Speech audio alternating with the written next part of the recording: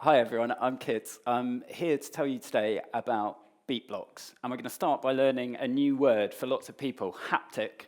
It comes from the Greek word haptestai, which means to touch. And I'm going to keep using this word. And I hope there aren't any Greek speakers in the house, because I've probably murdered the pronunciation of that. So the problem, live music production is an arms race. This image here is from Glastonbury Music Festival. I used to work as head of sales for this company, Arcadia Spectacular, and every year we would add more layers to our musical production. You know, lights, lasers, flames, explosions, performers, you name it, we were going there. The issue? Nobody thinks about the floor. It's all around us, and we just don't think about it at all. So what is beat blocks? Beat blocks is a modular haptic floor system. You stand on beat blocks and you'll feel sound in a way that you never thought was possible before. So what are haptics? It's uniquely immersive. One of our current clients that I just picked up the equipment from a couple of weeks ago said to me, I played some opera music through your sound system. I stood on the tile and the music came up through one leg, through my heart, and back down through the other leg. It's a completely different way of experiencing music rather than just relying on the ears. It's also worth mentioning that by using a haptic floor, we can lower the volume required through an existing PA in a venue. So someone earlier, you were asking about, the effects with hearing loss. We're finding quite a lot of interest from our clients about that, about broadcasting sound through the floor. The Beatblocks story, Beatblocks was founded by a guy called Rowan, who's disabled, and it sort of led us on a unique design journey.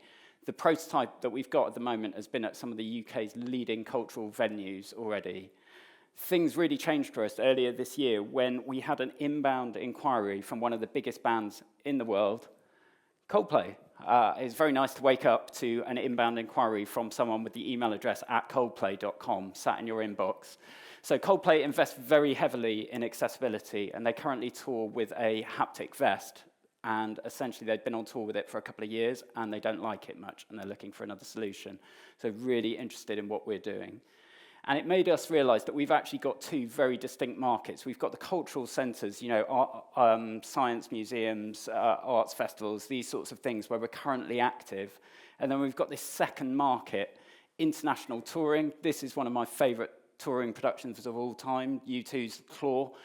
You get these massive productions, and they basically roll on and off tens of trucks, and everything's super lightweight, has to be installed very, very quickly, which is not where we are at the moment with the product. So the market size, the immersive experience market is absolutely booming across the world. These are the stats in the UK. And then this is the global international music market and how it's growing over time as well. So both of these places that we want to play are absolutely booming. We are essentially going to be a first mover, and we are trying to connect with other first movers in there. So we've got people like Coldplay who are ahead of the curve. Those are our customers at this moment. Surprisingly, there are hardly any competitors working in this space at the moment. I would like to think we're the world-leading developer of the haptic floor technology.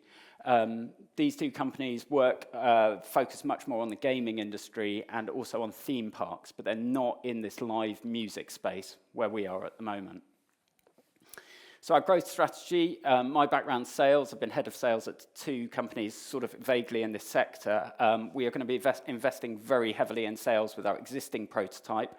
And then at the same time, we are going to develop the new tile for the international touring. And we've got these three routes to market over here on the left-hand side.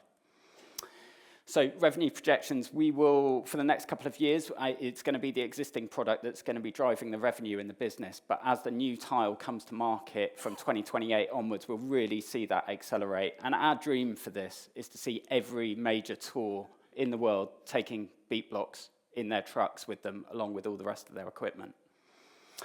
We've had great traction to date with sales at some of the leading cultural venues in the UK. We've been really successful in our grant applications. We've had 3 Innovate grants, which is kind of the R&D grant centre in the UK, and we've just taken the first investment from SoundHub.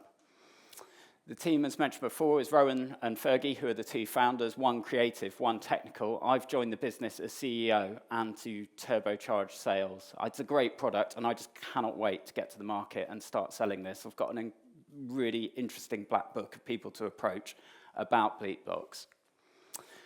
And finally, funding. We are looking for funding into the business to enable us to build this sales team underneath me to go and push the existing product out and then to lead the R&D, some of which may possibly happen in collaboration with SoundHub and some of it with other industry partners. And finally, Bleep Blocks, as well as being a strong commercial opportunity, it is a great CSR investment. You know, we have a disabled founder.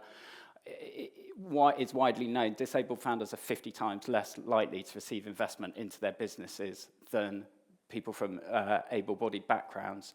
So it's a really amazing story, and it's something I'm really proud to be a part of. Thanks very much.